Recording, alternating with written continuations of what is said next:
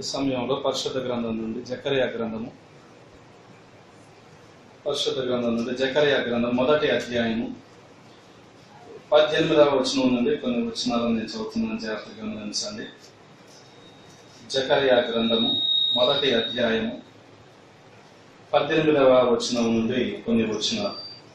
అప్పుడు నేను తేరి చూడగా 4 కొమ్ములు కనబడెను. ఇవేమిటని నేను నాతో మాట్లాడుచున్న దూతను అడగగా అతడు, ఇవి యూదా వారిని, ఇశ్రాయేలు వారిని, యెరూషలేము నివాసులను చెదరగొట్టిన కొమ్ములని. యెహోవా 4 కంసాలను నాకు కనపరచగా వీరేమి చేయబోతున్నారని నేను అడిగినందుకు ఆయన, ఎవడునో తల ఎత్తకుండా యూదా వారిని చెదరగొట్టిన కొమ్ములు ఇవే. అయితే వాటిని భయపెట్టుటకును యూదా దేశస్థులందరినీ చెదరగొట్టుటకై వారి మీద బలత్కారము జరిగించిన అన్యజనుల కొమ్ములను పడగొట్టుటకును వీరు వచ్చి ఉన్నారని నాకు సెలవిచ్చాను. దేవునికి స్తోత్రం. హల్లెలూయా, హల్లెలూయా.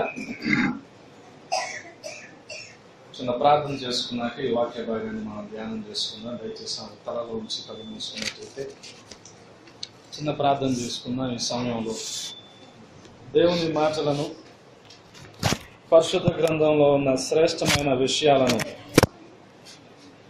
మనం ధ్యానం చేసుకోబోయే ముందు ప్రభు ఆత్మ మనకి సహాయం చేయలాగున, ప్రభు విశేషంగా మనందరితో ముచ్చటించలాగున, పేరు పేరున ప్రతి ఒక్కరితో మాట్లాడలాగున మనం ప్రార్థనాపూర్వకంగా సిద్ధపడాలి. స్తోత్రం, స్తోత్రం, స్తోత్రం, స్తోత్రం.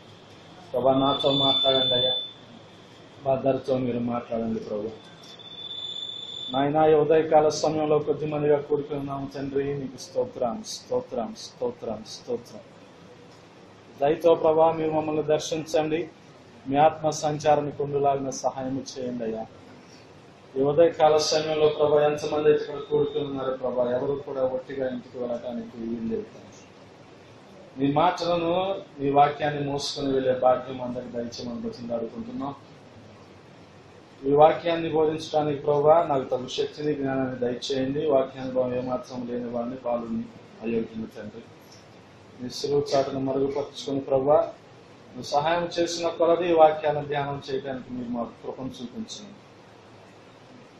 ఎక్కడ దుష్టునికి అధికారం లేకుండా సహాయం దయచేయండి. కరెంట్ వల్ల కానీ మనుషుల వల్ల కానీ అంతరాయం లేకుండా సహాయం చేయండి. సమస్త గంట మహిమ మీకే అర్పిస్తుంది. యేసు అతి శ్రేష్టమైన నామం అడిగి వేడుకుంటున్నాము తండ్రి, ఆమేన్.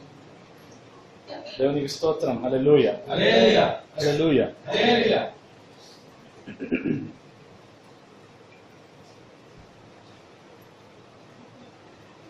సాధారణంగా కొన్ని సంఘాల్లో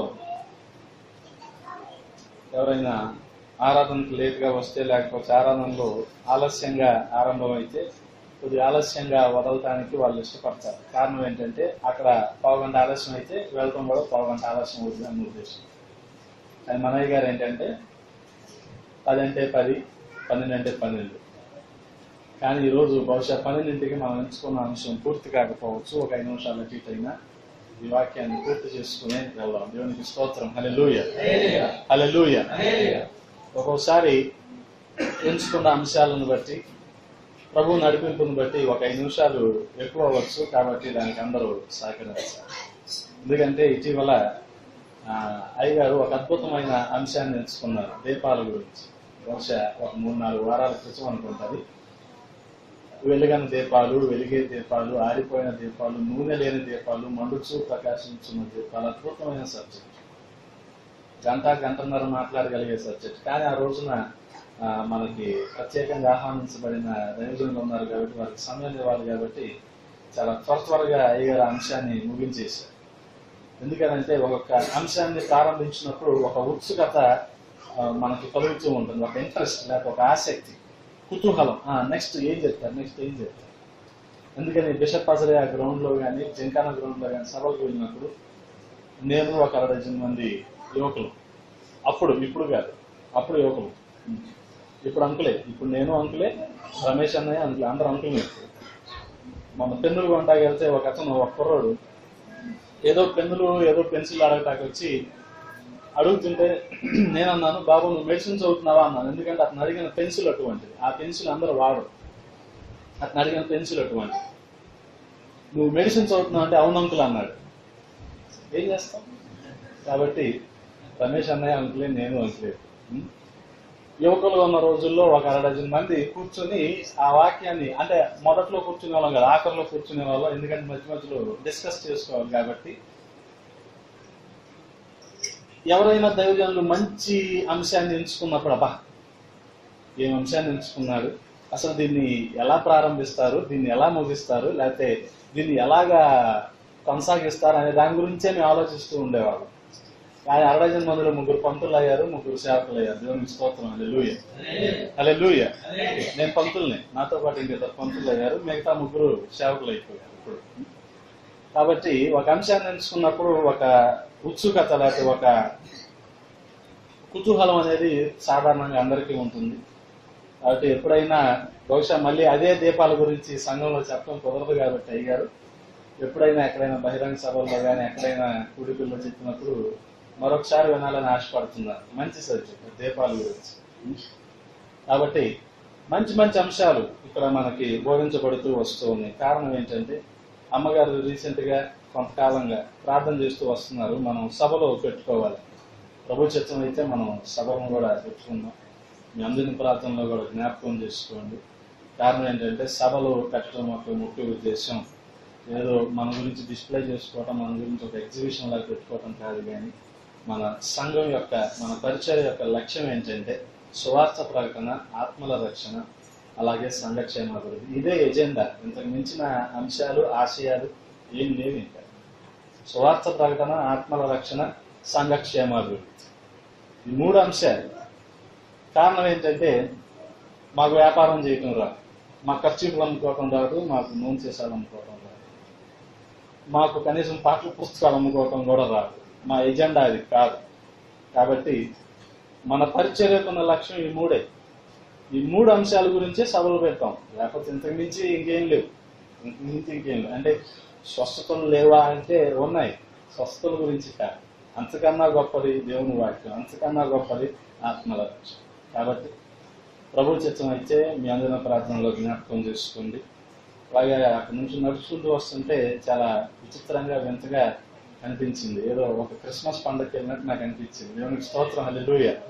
దేవుడు ఇచ్చిన ఈ వనరులను బట్టి అందరం ఒకసారి హల్లెలూయా చెప్తాం. హల్లెలూయా. దేవునికి స్తోత్రం. హల్లెలూయా, హల్లెలూయా. ప్రభు మనల్ని ప్రేమించిన కొలది, ప్రభు మనల్ని దీవించిన కొలది ఇటువంటి అనేకమైన వనరులు మన సంఘానికి సమకూరులాగా మీ అందరిన ప్రార్థనలో జ్ఞాపకం చేసుకోవాలి. కాబట్టి ఈ సమయంలో మనం జకరియా గ్రంథాన్ని మనం ధ్యానం చేయబోతూ ఉన్నాం. మరి అనేక సందర్భాల్లో ప్రవక్తలు రాసిన ప్రవచనాలు లేదా ప్రవక్తలకు దేవుడు అనుగ్రహించిన దర్శనాలను మనం ధ్యానం చేస్తూ వెళ్ళాం. కానీ ఒక్కొక్క ప్రవక్తకి ఒక్కొక్క అనుభవాలు ఉంటూ ఉంటాయి. కారణం ఏంటంటే ఒక్కొక్క ప్రవక్త ఒక్కొక్క సందర్భంలో ఒక్కొక్క అనుభవాలు గుండా దేవుడు నడిపించినప్పుడు, ఒకానొక సందర్భంలో ఆ ప్రవక్తను దేవుడు ఎన్నుకున్నప్పుడు వారికి ఇచ్చిన అనుభవాలు కానీ, వారికి ఇవ్వబోతున్న దర్శనాలు కానీ వేటికవే చాలా ప్రత్యేకంగా ఉంటుంది. సాధారణంగా ప్రవక్తను లేపబడటానికి గల కారణం మనం అనేక సందర్భాల్లో ధ్యానం చేసుకున్నాం. ఉదాహరణకి రాజుల తర్వాతే ఈ ప్రవక్తలు, లేకపోతే ప్రవక్తలకు ముందు రాజుల, లేకపోతే అన్న సందేహాలు అనేక మంది కలుగక మానవు. జాగ్రత్తగా మనం పరిశీలన చేస్తే రాజులను సరిచేయటానికి కూడా, రాజులను అభిషేకించడానికి, రాజులను ఎన్నుకోవటానికి కూడా దేవుడు ప్రవక్తల్ని నియమించుకున్నారు. ప్రవక్తలకు ముందు ఎవరుండే వాళ్ళంటే ఆయన ప్రజల్ని ఏలుబడి చేయటానికి, ఆయన ప్రజల్ని ఒక మార్గంలో నడిపించడానికి మనకి న్యాయాధిపతులు కనిపిస్తూ ఉంటారు. ఆ తర్వాత వచ్చిన వాళ్ళే మనకి ప్రవక్తలు. ఈ ప్రవక్తలు ఒక్కొక్కరితో ఒక్కొక్క ఉద్దేశం. ఎప్పుడైతే ఇశ్రాయేలీ ప్రజలు మరి అన్యుల చేతికి అప్పగించబడుతూ ఉన్నారో, ఆ అన్యుల చేతిలో నుండి బయటికి రావటానికి, వారిని పురికొల్పటానికి, వారికి మార్గదర్శకంగా ఉండటానికి, వారి మధ్యలో దేవుడు ఏ కార్యాలు చేయబోతున్నాడో ఒక దర్శనంగా ఈ ప్రవక్తలను నిలవబెట్టుకొని ఆ దర్శనాల ద్వారా వారికి ఒక మార్గదర్శకాలు ఇస్తూ ఉండేవారు. ఉదాహరణకి జకర్యా ప్రవక్త మనం చూస్తే, జకర్యా ప్రవక్త యొక్క తాతగారు ఇద్దో, వాళ్ళ నాన్న బెరక్య. అదే మనకి మొదటి అధ్యాయం మొదటి వచనాల్లో కనబడుతూ ఉంటుంది. మనం జాగ్రత్తగా పరిశీలన చేస్తే అసలు జకర్యాను నిలవబెట్టిన కారణం, జకర్యాను నియమించుకున్న కారణం, లేకపోతే ఎందుకు అతనికి ఈ ప్రవక్తగా దేవుడు నియమించుకొని ఈ దర్శనాలు ఇస్తున్నాడో మొదటి అధ్యాయంలో మనకు కనబడుతూ ఉంటుంది.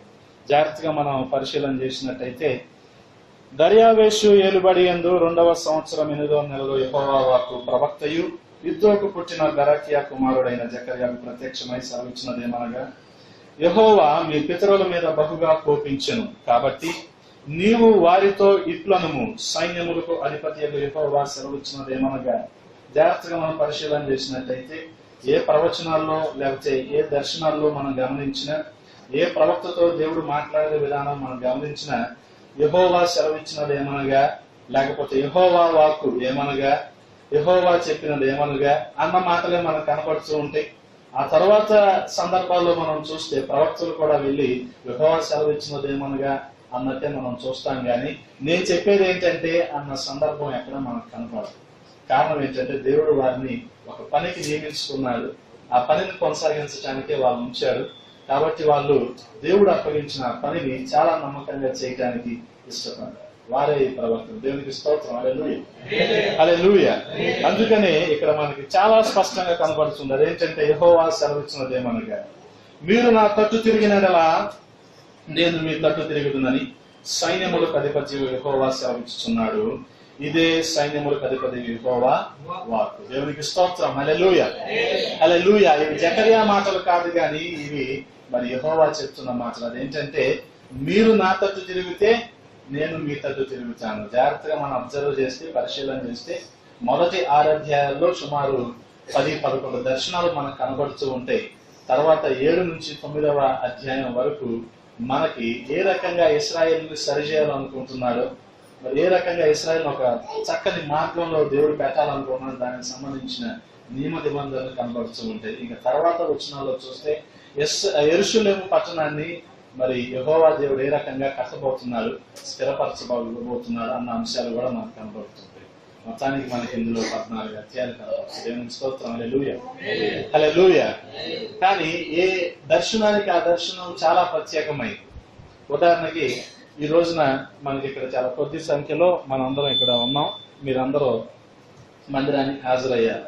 మందిరానికి హాజరవ్వలేక, మందిరానికి రాలేక ఇంట్లోనే ఉన్నవారు మీరు తిరిగి ఇళ్లకు వెళితే వాళ్ళు అడుగుతారు, ఏమని అడుగుతారు, ఈరోజు మందిరంలో వండర్ఫుల్, ఈరోజు మందిరంలో వాక్యం ఏం చెప్పారు, ఇంకా అడుగుతున్నారంటే ఇంకా మనలో విశ్వాసం ఉందని అర్థం. దేవునికి స్తోత్రం. హల్లెలూయా, హల్లెలూయా. ఎప్పుడు అడగమంటే, ఒకవేళ మీరు వెళ్ళేలో వాళ్ళు 4-5 ఛానళ్ళు చూసేసి 4-5 ఛానల్లో అరగంట చెప్పున 4 అరగంటలు 2 గంటలు వాక్యం చూస్తే మిమ్మల్ని అడగరు. కానీ ఆసక్తి కలిగిన వాళ్ళు, బైబిల్ గ్రంథాన్ని చదివే అవకాశం లేని వాళ్ళు, అంటే చదువు రాక చదివే అవకాశం లేదు, ఖచ్చితంగా అడుగుతారు, ఈరోజు మీ మందిరంలో వాక్యం ఏంటి. కానీ జాగ్రత్తగా మనం పరిశీలన చేస్తే జకర్యా గ్రంథాన్ని మనం ధ్యానం చేస్తున్నాం. ఈ ప్రత్యేకించి ఈ సందర్భాన్ని మనం గుర్తుపెట్టుకోవడానికి 4 మాటల్లో దీన్ని గుర్తుపెట్టుకోవడానికి మీకు చెప్తారు. ఎందుకంటే విద్యార్థులు కానీ చెప్పేటప్పుడు చిన్న చిన్న కొండ గుర్తులు, బండ గుర్తులతో చెప్పడం అలవాటు. ఉదాహరణకి రాయలసీమ జిల్లాల గురించి చెప్పాలంటే అన్ని చెప్పాం, అకచిక అంటాం అంతే. అనంతపురం, కర్నూలు, చిత్తూరు, కడప అంటే అయిపోయింది అకచిక. అలాగే ఆ పద్ధతిలో ఈ దర్శనాన్ని, ఈ వాక్యాన్ని గుర్తుపెట్టడానికి ఒక మాట చెప్తాను. అంతా నాతో చెప్పాలి. 1, 2, 3, 4. దేవునికి స్తోత్రం. హల్లెలూయా. ఆ మూల ఎవరైనా నిలబడి ఏం చెప్పారు, అక్కడ ఏం చెప్పరు అని ఎవరో అడిగితే మిమ్మల్ని వాళ్ళతో చెప్పండి, ఈరోజు మా వాక్యం 1, 2, 3, 4. దేవునికి స్తోత్రం. హల్లెలూయా, హల్లెలూయా. ఏంటంటే జకర్యా అనే ఒక ప్రవక్తకి యెహోవా దేవుడు అందించిన 2వ దర్శనం ఎవరి గురించి అంటే, చెదరగొట్టబడిన 3 జనాంగాల గురించి.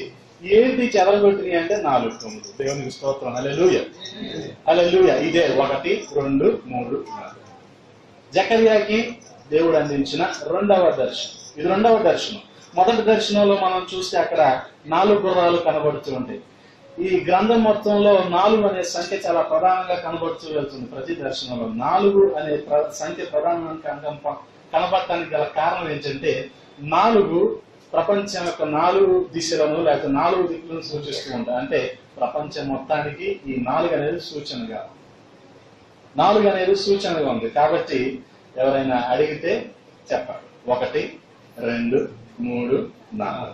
ఒక ప్రవక్త, జకర్యా అనే ఒక ప్రవక్త, ఆయనకు అందించబడిన 2వ దర్శనం.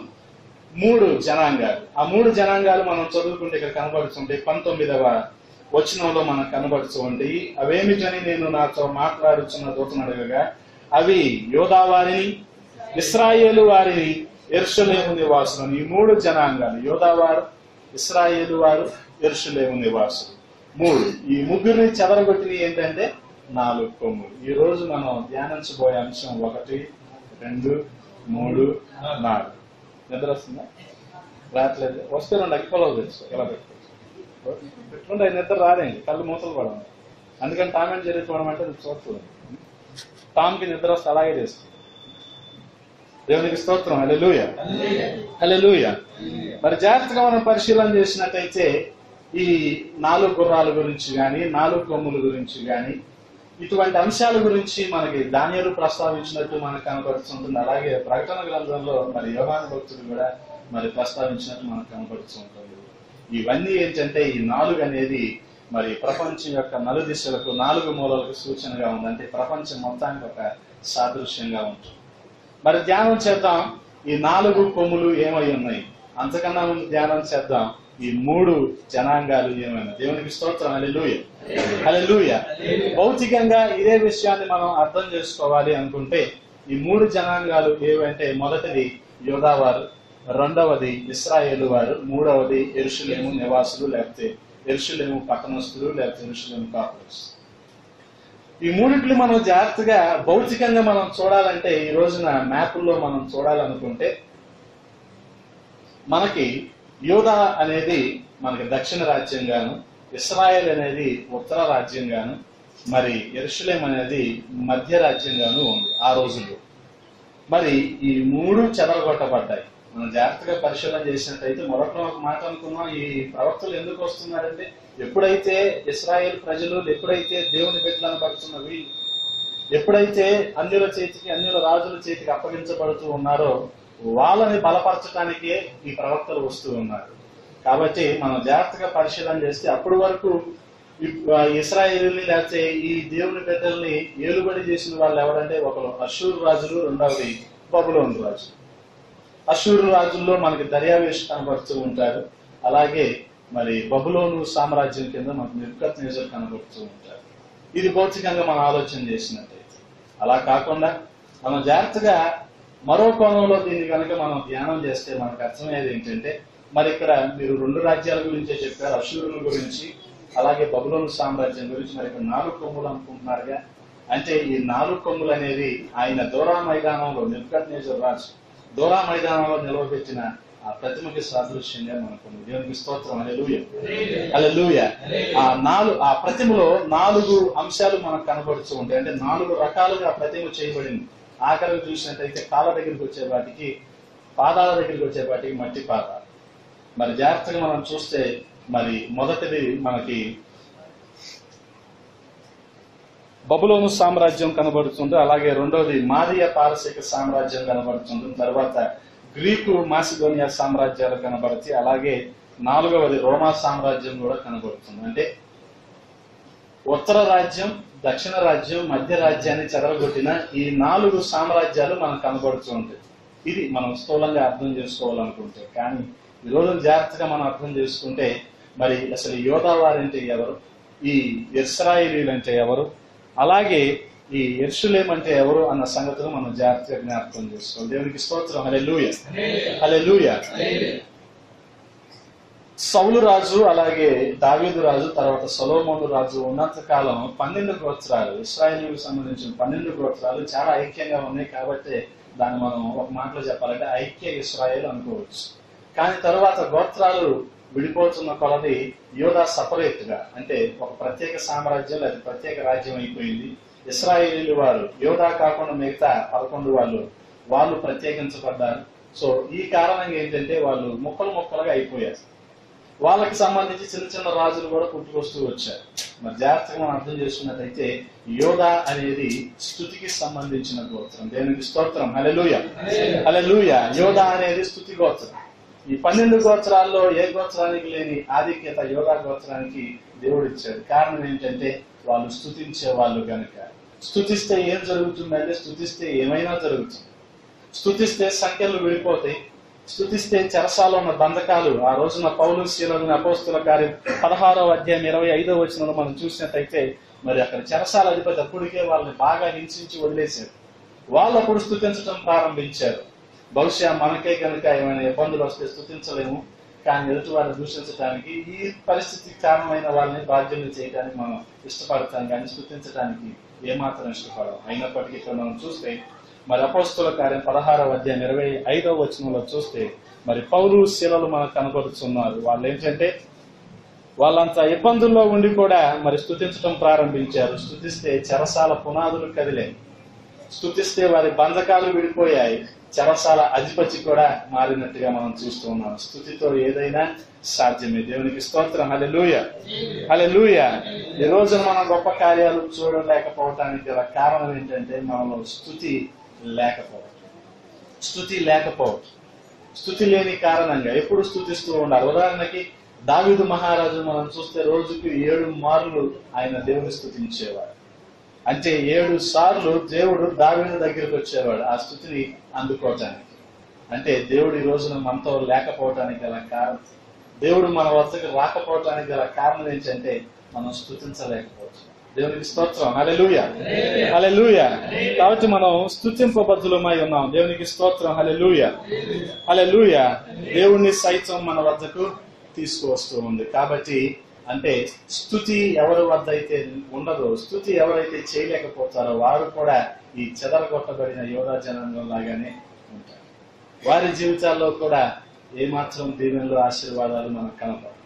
అలాగే రెండవదిగా మనం చూసినట్టయితే రెండవ జనాంగము ఇశ్రాయేలు జనాంగం. ఇశ్రాయేలు జనాంగం అనే పాటికి మనకు అర్థమయ్యేది ఏంటంటే ఇశ్రాయేలు అనేది ఒక వ్యక్తి పేరా, లేకపోతే ఒక రాజ్యం పేరా, లేకపోతే ఒక వంశం పేరా, జనాంగం పేరా అని మనం అర్థం చేసుకోవచ్చు. యోర్దాను నది దాటి మరి వాళ్ళ మామ దగ్గర పని చేయటానికి వెళ్ళినప్పుడు యాకోబుకి చేతికర్ర తప్ప ఏమీ లేదు. కానీ అదే యోర్దాను దాటి తిరిగి అనేక సంవత్సరాల తర్వాత వచ్చేటప్పుడు యాకోబుకు అన్నీ ఉన్నాయి, అన్నీ ఉన్నాయి, సమస్తం ఉన్నాయి. అంటే యాకోబుకు దీవెన ఉంది, ఆశీర్వాదం ఉంది. కానీ మరి పద్దనరాము దగ్గర ఆయన దేవునితో పెనుగులాడినట్టుగా చూస్తాం. దేవునికి స్తోత్రం. హల్లెలూయా, హల్లెలూయా. ఆదికాండం 32వ అధ్యాయం 28వ వచనంలో చూసినట్టయితే కొన్ని సంఘటనలు మనకు కనబడుతుంటాయి. పద్దనరాము దగ్గర మరి దేవునితో మరి యాకోబు పెనుగులాడిన సంఘటన మనకు కనబడుతూ ఉంటుంది. మనకి సమయం చాలా తక్కువ ఉంది కాబట్టి నేను చాలా త్వరగా ముగించడానికే ప్రయత్నిస్తాను. ఒకవేళ ఇప్పటికే మీరు కొంత వినటానికి ఆసక్తి లేకపోయినా మొదట్లోనే మీకు 1, 2, 3, 4 అర్థమైపోయినాయి కాబట్టి అదే సరిపోద్ది. 1, 2, 3, 4 అయిపోయింది, సరిపోయింది. ఎవరైనా అడిగి అదే చెప్తారు. అక్కడ ఏం అని అంటూ ఉంటారు అంతే. అది జాగ్రత్తగా మనం అర్థం చేసుకున్నట్టయితే, ఎందుకంటే గత ఆదివారం అయ్యగారు అలాగే యేసుబాబు గారు ఒక రెండు విషయాలని పదే ప్రస్తావించారు. అదేంటంటే సువార్తకి ఆటంకాలు కలుగుతుంది. మనం లోక సువార్త 17వ అధ్యాయం 1వ వచనం చూస్తుంటే ఆటంకాలు కలుగుకుంటే అసాధ్యం. ఆటంకాలు ఖచ్చితంగా కలుగుతాయి. కానీ ఎవరి వల్ల వస్తాయో వాళ్ళకి మనం కాదు. మనం మీడియాలోకి వెళ్ళి మమ్మల్ని అలా చేశారు, మమ్మల్ని ఎలా చేశారు, మమ్మల్ని ఎలా చేస్తే మా హక్కులు ఏంటి కాదు. మనందరికి ఒక న్యాయాధిపతి ఉన్నాడు. దేవునికి స్తోత్రం. హల్లెలూయా, హల్లెలూయా. మనందరికి ఒక న్యాయాధిపతి ఉన్నాడు. ఆ తీర్పులోకి ప్రతి ఒక్కరు వస్తారు. కాబట్టి ఆ మందిరానికి వెళ్ళొద్దు, ఈ మందిరానికి వెళ్ళొద్దు అని చెప్పేవాళ్ళు ఉంటారు చూడండి, వాళ్ళు కూడా వస్తారు ఇలా ఇదే తీర్పులో. కాబట్టి మనం జాగ్రత్తగా పరిశీలన చేస్తే చాలా వరకు అయ్యగారు చెప్పిన మాటలలో చాలా వరకు పబ్లిక్ మీటింగ్లు జరగట్లేదని ఇవన్నీ ప్రస్తావిస్తూ వచ్చారు. పోనీ ఒకవేళ జరిగిన జనవరి నుంచి మొదలుకొని ఇప్పటి వరకు నేను నా భార్య కొన్ని మీటింగులు హాజరవుతూ వచ్చాను. జనాలు బాగా ఒక మీటింగ్కి బహుశా 400-500 చైర్లు వేశారు. కానీ జనాలు 50 మంది కూడా లేదు. చాలా బాధ అనిపించింది. అర్రే ఏంటి జనాల ఆసక్తి తగ్గిపోతుందా అంటే దీన్ని ఇంకో కోణంలో జనాలు ఏమైనా అర్థం చేసుకుంటారంటే రానివ్వట్లేదేమో, ఎవరో వెళ్ళని అనుకుంటారు. కానీ ఆసక్తి తగ్గిపోతుందేమో అని నాకు అనిపిస్తాం. కాబట్టి మరి ఆ పరిస్థితులను బట్టి మనం చూస్తే ఇది ఆఖరి రోజులు లేకపోతే అంత్య దినాలు అన్న సంగతి కూడా మనం జ్ఞాపకం చేసుకోవాలి. మరి ఇక్కడ చూసినట్టయితే ఆదికాండము 32వ అధ్యాయము 28వ వచనంలో చూసినట్టయితే కొన్ని సంఘటనలు మనకు కనపడుతుంటారు. ఏంటంటే పద్దనరాము దగ్గర, ఆ పద్దనరాము ప్రాంతంలో దేవునితో మరి యాకోబు పెనుగులాడినట్టుగా చూస్తాం. బహుశా ఒక చేతికర్రతో వెళ్ళిన వ్యక్తి అన్ని ఉన్నాయి కదా, భార్యలు ఇద్దరు ఉన్నారు, అలాగే దాసీలు, అలాగే గొర్రెలు, మేకలు, ఒంటెలు అన్ని ఉన్నాయి కదా, మరి అతనికి ఏంటి? అప్పుడు కూడా దేవునితో ఏ రకంగా పెనుగులాడుతున్నాడంటే, నువ్వు నన్ను దీవించేంత వరకు నేను నిన్ను వదలను. దేవునికి స్తోత్రం, హల్లెలూయా హల్లెలూయా అని ప్రార్థిస్తున్నాడు. అతను మనుషుల్ని అలాగే దేవుణ్ణి కూడా పెనుగులాడి గెలిచాడు కాబట్టి, మరి ప్రార్థించి గెలిచాడు కాబట్టి అప్పుడు అతని పేరు యాకోబు కాదు గాని ఇశ్రాయేలుగా మారింది. దేవునికి స్తోత్రం, హల్లెలూయా హల్లెలూయా. ఇశ్రాయేలు అంటే ఆశీర్వదించబడిన వాడు, ఇశ్రాయేలు అంటే ప్రార్థించేవాడు. మొదటిగా మనం చూస్తే యోధా అంటే స్తుతించేవారు, మరి రెండవదిగా ఇశ్రాయేలు అంటే ప్రార్థించేవారు. మరి ప్రార్థన ఏ రోజైతే మనలో తగ్గిపోతూ వస్తుందో మనం కూడా దేవునికి దూరం అయిపోతూ వస్తాం. మనం కూడా ఈ యోధా, ఇశ్రాయేలు, యెరూషలేము వారు ఏ రకంగా అయితే చెదరగొట్టబడ్డారో మనం కూడా అలాగే చెదరగొట్టబడతాం. కారణం ఏంటంటే మనలో ప్రార్థన లేకపోవడం. అదేవిధంగా మూడవ విషయాన్ని మనం ఇక్కడ అర్థం చేసుకున్నట్లయితే, మూడవ జనాంగం ఎవరంటే మనకు కనిపించేది యెరూషలేము వారు. యెరూషలేము అన్న మాటకు అర్థం ఏంటంటే అది ఒక విశ్రాంతి అని అర్థం. మరి మత్తయి సువార్త 11వ అధ్యాయం 28వ వచనంలో మరి చూస్తే మరి యేసు ప్రభు అక్కడ చెప్తున్న మాటలు ఏంటంటే, మరి ప్రయాసపడి సమస్త భారం మోయించిన ప్రజలారా నా దగ్గర నేను మీకు విశ్రాంతిని కలుగజేస్తాను. ఇది భౌతిక సంబంధమైన మాటలు కాదు, ఎంతో గూఢార్థంతో కూడిన మాటలు మనకు ఇక్కడ కనబడుతూ ఉంటాయి. ఏంటంటే మరి విశ్రాంతి అంటే ఈ లోక పనుల నుంచి విశ్రాంతి అని మనం అనుకోవచ్చు, కానీ మరి అక్కడ ప్రభువు ప్రస్తావించిన అంశాలు ఏంటంటే పాపము నుండి విశ్రాంతి, అంటే విశ్రాంతి పొందడం, పాపమును విడిచిపెట్టడం, పాప క్షమాపణ పొందడం. దేవునికి స్తోత్రం, హల్లెలూయా హల్లెలూయా. అనగా ఈ మూడు జనాంగాలు దేనికి సాదృశ్యంగా అంటే స్తుతించే వారికి, ప్రార్థించే వారికి, పాప క్షమాపణ పొందిన వారికి గుర్తుగా ఉన్నాయి. వీళ్ళందరూ ఎక్కడ ఉంటారు అంటే దేవుని సంఘంలో ఉంటారు. దేవునికి స్తోత్రం, హల్లెలూయా. మరి ఈ రోజు మనం జాగ్రత్తగా పరిశీలన చేసుకోవాలి. మనం స్తుతించే వాళ్ళంగా ఉన్నామా, ప్రార్థించే వాళ్ళంగా ఉన్నామా, అలాగే పాప క్షమాపణ పొందిన వాళ్ళంగా ఉన్నామా అన్న సంగతి కూడా మనం జ్ఞాపకం చేసుకోవాలి. మరి సంఘములోనే ఈ మూడు ఉంటాయి, స్తుతి, ప్రార్థన, అలాగే పాప క్షమాపణ. అయినప్పటికీ మరి అక్కడ దర్శనంలో కనిపిస్తున్న మాట ఏంటంటే ఇది దేవుడు ఇచ్చిన దర్శనమే, కానీ అక్కడ జకర్యా ప్రవక్త మనకి ఒక దూతతో మాట్లాడుతున్నట్టుగా చూస్తూ ఉన్నాం. ఆ దూతను అడుగుతున్నాడు, ఏంటి ఈ 4 కొమ్ములు అంటే, ఈ 4 కొమ్ములు ఈ ముగ్గురిని చెదరగొడతాకి వచ్చాయి. ఎవరా ముగ్గురు? స్తుతించేవారు, ప్రార్థించేవారు, పాప క్షమాపణ పొందేవారు. ఎక్కడ ఉంటారు ఈ ముగ్గురు? దేవుని సంఘంలో ఉంటారు. దేవునికి స్తోత్రం, హల్లెలూయా హల్లెలూయా. అంటే ఎప్పటికే మీకు ఒక ముఖ్యత్వం వచ్చే ఉండాలి. అదేంటంటే సంఘాన్ని చెదరగొట్టే 4 కొమ్ములు. సంఘాన్ని చెదరగొట్టే 4 కొమ్ములు. సంఘం ఎందుకు విచ్ఛిన్నం అయిపోతుంది? సంఘంలో ఎందుకు కార్యాలు జరగటం లేదు? సంఘంలో ఎందుకు ఐక్యమత్యత ఉండటం లేదు? సంఘం ఎందుకు చెదిరిపోతూ ఉంది? సంఘం ఎందుకు కుంటుపడుతూ ఉంది? సభ్యులు ఎందుకు తగ్గిపోతూ ఉన్నారు అన్న సంగతి మనం జాగ్రత్తగా పరిశీలన చేసుకోవాలి. అందుకని పరిచర్య గురించి ప్రతిరోజు ప్రార్థన చేయాలి అనేది ఎందుకనంటే ఇక్కడ సంఖ్య ప్రధానం కాదు, కానీ ఆత్మలో బలపడటం, సంఘక్షేమాభివృద్ధి. ఇందాక చెప్పుకున్నాం, అదే ఎజెండా, ఇంకంత మించి ఏం లేదు.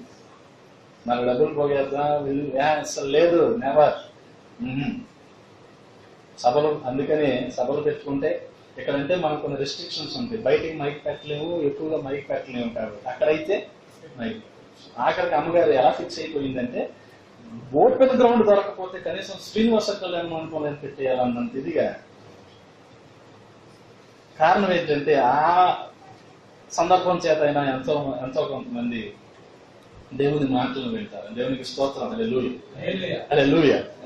మరి జాగ్రత్తగా మనం అర్థం చేసుకున్నట్లయితే ఈ 4 కొమ్ముల్ని మనం ధ్యానం చేయబోతున్నాం. 4 కొమ్ములు ఏంటంటే స్తుతించేవారిని, ప్రార్థించేవారిని, పాప క్షమాపణ. ఎక్కడ ఉంటారు ఈ ముగ్గురు అంటే దేవుని సంఘంలో ఉంటారు. అంటే ఈ 4 కొమ్ములు దేవుని సంఘాన్ని చెదరగొట్టడానికి. చాలా బాధాకరమైన విషయం ఏంటంటే సంఘం చెదరగొట్టడం.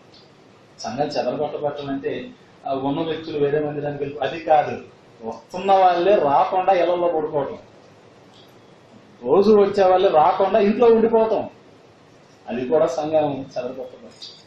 కానీ కారణాలు ఏంటో జాగ్రత్తగా మనం పరిశీలించాలి. దేవునికి స్తోత్రం. హల్లెలూయా, హల్లెలూయా. మరి సంఘాన్ని ఎదగనివ్వకుండా అడ్డుకుంటున్న 4 కొమ్ములు మనం ధ్యానం చేస్తున్నాం. మొదటి కొమ్ముగా చూసినట్టయితే మనకి ధనం, డబ్బు కనబడుతుంది. సాధారణంగా ఈ రోజున ఏదైనా సరే ప్రతిదీ డబ్బుతోనే ప్రారంభించబడే రోజు, డబ్బుతోనే మనం ముగించబడుతూ ఉంటాం. మనిషి జీవితం కూడా అంతే. హాస్పిటల్ మొదలుకొని అలాగే మరణ పడకల వరకు ఇది కూడా డబ్బుతోనే. అందుకని ఒక మంచి భక్తుడు ఒక అద్భుతమైన మాట అన్నాడు. ఏంటంటే ఒక క్రైస్తవ జీవితాన్ని నిర్వచిస్తూ ఒక మాట అన్నాడు. అదేంటంటే హ్యాచ్, మ్యాచ్, ప్యాచ్, డిస్పాచ్ అన్నాడు. హ్యాచ్ అంటే పొడగబడటం, అంటే పొట్టడం అనుకోవచ్చు. మనం పొడగబడం కాబట్టి, మనం పొడతాం కాబట్టి మనం పొట్టడం, ఈ భూలోకానికి మనం రావటం. ఓకే, ఏం జరగాలి? ప్యాచ్ జరగాలి. పంచలైంది రామోజీ, ప్యాచ్ చేస్తారు కదా అంటే ఏం చేశారు? ఒక రబ్బర్ ముక్క అతికిచ్చారు. అంటే ఒక వ్యక్తికి ఇంకో వ్యక్తిని జోడించారు. ఈ ప్యాచ్ అయిపోయింది, ప్యాచింగ్ కూడా అయిపోయింది. ఆఖరికి ఏం మిగిలింది? డిస్పాచ్. డిస్పాచ్ అంటే చుట్టేసి పెట్లో పెట్టేది. ఈ అన్ని సందర్భాల్లో ఈ హ్యాచ్, ప్యాచ్, డిస్పాచ్ సందర్భాల్లో డబ్బు అవసరం లేదా అంటే డబ్బు అవసరమే, ధనం అవసరమే. బాబు సుశాంత్ 2 నిమిషాలు ఇద్దరుగా నన్ను చూస్తావా? నేను ఏదో చెప్తాను ఒకసారి నువ్వు. పెద్దవాళ్ళు వింటున్నారు కానీ ఆసక్తిగా, పిల్లలను కూడా పక్కన కూర్చోబెట్టుకుని వాళ్ళు కూడా వింటున్నారు లేదు గమనించాలి సార్. మన పిల్లలు మంచోళ్ళు కాబట్టి బయటకు వెళ్ళట్లేదు, ఇక్కడే ఆడుకుంటున్నారు. ఏం ఆడుకుంటారు సార్? లేకపోతే వాళ్ళు ఎక్కడికి వెళ్ళారన్న భయం, లేకపోతే ఆ టెన్షన్లో మనం ఇక్కడ వెళ్ళలేము. కాబట్టి మన పిల్లలు వాళ్ళ మంచోళ్ళు, ఎక్కడ ఆడుకుంటారు, ఇక్కడే ఉంటారు, ఇక్కడే శబ్దాలు చేసుకుంటారు. దేవుడికి స్తోత్రం. హల్లెలూయా, హల్లెలూయా. మరి ఇక్కడ చూసినట్టయితే ఈ సంఘాన్ని లేకపోతే ఈ 3 జనాంగాల్ని చెదరగొట్టిన మొదటి కొమ్ము ఏంటంటే ధనం, డబ్బు.